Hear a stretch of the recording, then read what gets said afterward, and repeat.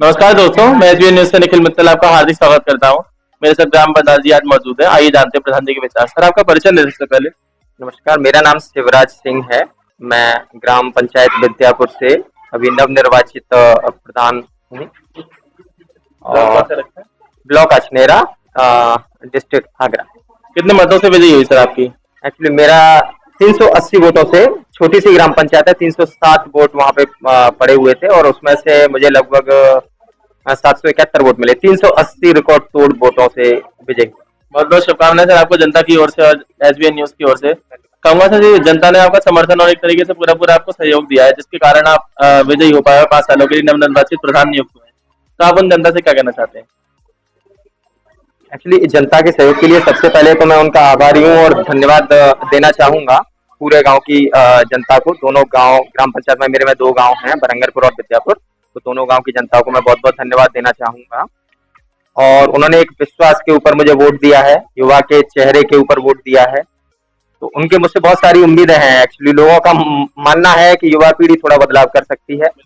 तो बहुत सारे ऐसे प्लान्स हैं। देखिए, बिजली, सड़क, पानी, ये एक बेसिक स्ट्रक्चर है। इसके लिए गवर्नमेंट हमारी सेंटर की सरकार हो या प्रदेश की सरकार हो, उनकी व्यवस्थाएं होती हैं। ब्लॉक लेवल पे भी अच्छे, मतलब अगर आप चाहें तो अच्छे तरीके से अपना विकास का कार्य ला सकते हैं।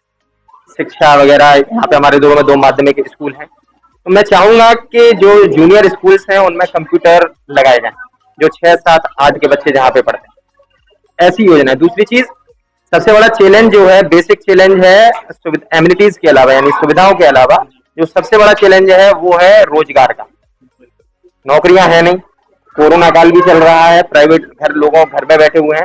मैं चाहूंगा कि छोटे छोटे लघु उद्योग या कुटीर उद्योग, स्पेशली माइक्रो फाइनेंस की जितनी भी स्कीम्स हैं ब्लॉक लेवल पे, पंचायती राज, प्रदेश सरकार की जो भी हैं, उनको कैसे भी करके विकास भवन से, सीडी ऑफिस से, जहां से भी जो भी सहयोग हो सकता है, वो लोगों को जागरूक करूं और उनका जो स्किल है, जैसे आजकल मास्क बनाने का काम हो सकता है, जी। उनको हम अच्छे तरीके से सप्लाई करवा सकते हैं। उसमें थोड़ा बहुत प्रॉफिट कमाया जा सकता है। बहुत सारी चीजें हैं। गरीब लोग हैं बेचारे, बकरी पालन का काम हो सकता है। बहुत सारी चीजें हैं। तो जो रोजगार, आदमी स्वरोजगार की जो स्थिति है, अगर चाहे इंसान और अगर प्रयास किया जाए तो कम से कम 50 से 60 हजार रुपए की आमदनी आराम से कर सकता है एक परिवार। उसके लिए बेसिक कम्युनिटीज के लिए ये ठीक है कि उसका घर उससे चलता रहे। तो ऐसी बहुत सारी योजनाएं हैं और विस्तार से इस पे रिसर्च चल रहा है।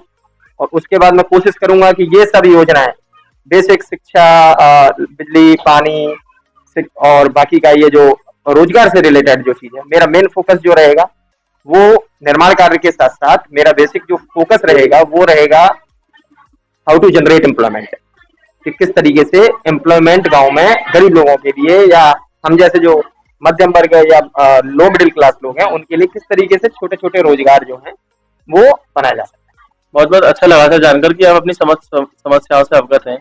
लेकिन सर, ये सारे काम आप तभी संपन्न करा पाएंगे जब ये सारा जो कोरोना काल जो इस टाइम चल रहा है, जो हमारे सामने इस समय की सबसे बड़ी चुनौती है, कोविड-19, जब ये जड़ से खत्म हो। तो आप इसके लिए ऐसी क्या गाइडलाइन देना चाहेंगे अपने क्षेत्रवासियों को, जिससे वो लोग स्वस्थ रह सकें? है।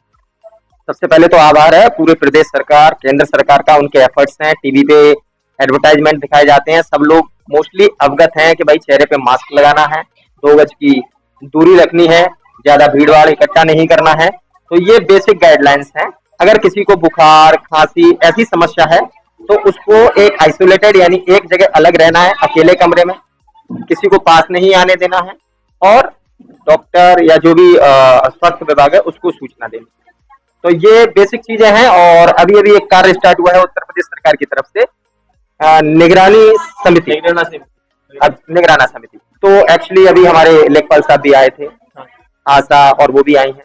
तो उन्होंने भी लोगों को जागरूक भी किया है। कोई प्रवासी मजदूर आया, उनके फॉर्म्स भी लिए हैं। तो ये बहुत एक अच्छा स्टेप है। तो इससे क्या है, लोगों में जागरूकता भी बढ़ी है। तो सबसे पहला कार्य मेरा इसी कोरोना काल से हुआ है। इस चीज का भी मुझे मतलब खुशी है कि कम से कम अब इस स्तर पे इस काम को मतलब बढ़ाया जाए और निगरानी समिति भी कार्यरत हो चुकी है, मतलब एक्टिव है।